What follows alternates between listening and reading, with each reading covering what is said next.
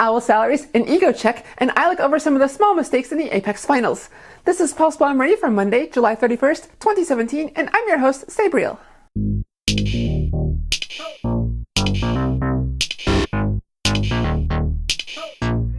This week we received more information from the Overwatch League regarding what players are getting with Owl and what franchises must provide for players.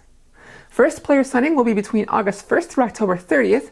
Minimum player salary will be $50,000 US with bonuses based on team earnings and performance, and players will receive health insurance and retirement plans. Franchises will be required to provide living and practice space, and they cannot keep people off the team based on their country of origin or birth. On the surface, this all sounds incredible, and digging in a bit, it still seems pretty incredible. These kinds of salaries are mostly unheard of in esports, except for a few of the most popular individual players, where they sometimes reach $60,000 to $70,000 a year, so having a minimum salary of $50,000 is pretty outstanding. In player and team news, controversial player Dafran has called it quits when it comes to professional Overwatch. Regarded as one of the top DPS players out there, he was removed from the Southwest roster when he, during a stream, opted to play nature documentaries and adult content over the top of his matches where he was intentionally throwing. For his actions, he was banned from professional Overwatch during Season 5 and was disqualified from contenders.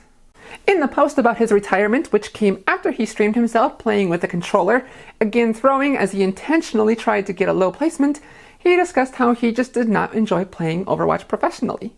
He tried to change his ways, but in his own words, he enjoys being a man-child. Whether he was banned after this recent stream, I don't know, but he was actively trying to get banned and get himself off Overwatch. Why some players choose this route, I don't understand, because you could just stop playing. This next story is from the rumor mill, but we may have found out where Lunatic-Hai's Who Are You has been. It seems he may have let his success go to his head when, in a comment in a post-match press conference for Apex, his coach alwayssoov said, "No individual player is greater than the team, and we took disciplinary action to make him realize that." If this is true, then maybe Lunatic-Hai's performance in the Apex Finals will be the slice of humble pie that he needed. A few rapid-fire items: Korean team MVP disbanded its smaller team Infinity and placed 2 of the 3 remaining players onto MVP space, but are keeping them on the inactive roster. Africa Freaks posted to Facebook that they have acquired tank player Kalios, formerly of Chinese team WNV and Korean team Runaway, and they have also acquired Breck, who was just released from MVP Infinity. NRG let go of tank player Numlock in what appeared to be a mutual agreement. NRG is looking for a shot caller tank, and this is a role that Numlock is very much not interested in.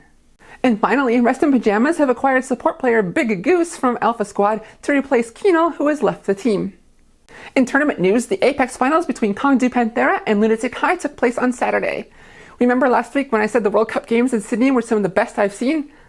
Scratch that. Apex is where it is at. In this matchup, the gameplay was so intense that it was the small mistakes that would make or break it for the teams. As Doa, former caster for Apex, said, it was a game of inches. Here are a few examples of what he meant. In round 2 of Anubis, watch for Ryujehong's Blizzard. During it, you can see Miro pushes Panthera's Luffy on Reaper out of the danger area, and you can also see that Miro can see Luffy has Death Blossom ready, but does not go in for the kill. This mistake cost them seconds later when Luffy uses the ultimate, weakening Lunatic-Hai and forces them off the attack. In the Volskaya tiebreaker on Control, Ryujehong had this incredible sleep dart against Rascal's Dragon Blade, but fortunately for Lunatic-Hai, the sleep was too soon and didn't use up the ultimate, which allowed Rascal to come in a few seconds later to clean up. Stopping Rascal in his tracks, but it was during the windup. So there we go. Has it ready to go now. Draws it out, cuts him down, finds Miro, finds Eska. So a little bit too trigger happy was Ryujehong, and it cost him a couple members of his squad. The fact that the sleep dart here was too soon has many calling for Blizzard to change how quickly the Dragon Blade charges used up when pressing Q. It's felt that it's not right to punish the Ana player here, who had fantastic timing when Genji was ready to go all in. Over to the final game of the series on Numbani.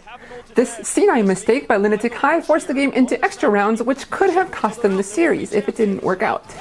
The back sound barrier will come down here for Kongdu Panthera, looking for the completion as Rascal goes ahead, throws down the tag visor. Nobody saw it! Lunatic-Hai! What are you doing? Completely distracted as Kongdu Panthera gets the completion. Okay, enough picking nits. Throughout the night, it was great play after great play that made the series. Again here on Numbani, Panthera was not able to cap the point in the 3rd round, so when it was Lunatic-Hai's turn, here's what happened. That's going to stop Lunatic-Hai's assault for the moment. Eska's about to have that EMP. It's going to be very critical. It could gain him that first tick point. They're able to make it happen. Looking for a perfect angle here. It's going to go ahead and cloak up and run in, but wisely, Panthera does split. They don't fall for this.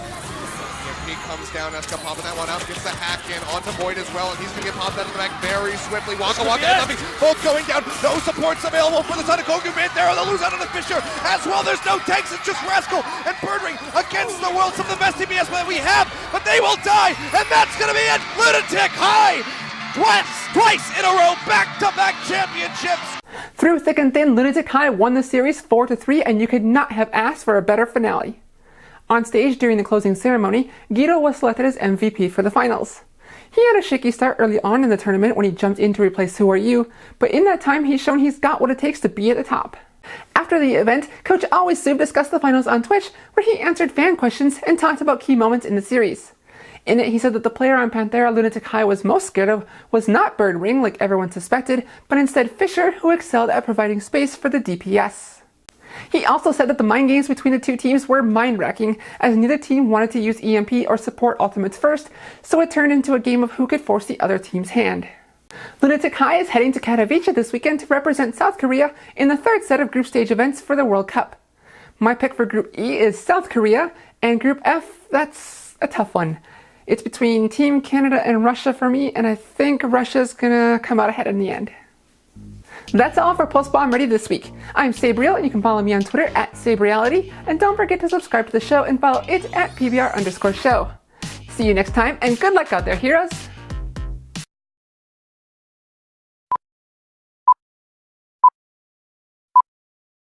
That's all for Pulse Bomb Ready this week. I'm Sabriel, and you can follow me on Twitter at Sabreality. You can also forget to subscribe. That's all for Pulse Bomb Ready this week. I'm Sabriel, and you can follow me on Twitter at Sabreality. Don't forget to subscribe to the show and follow it at PBR_show. And I will sign off, and words go here. See you next time.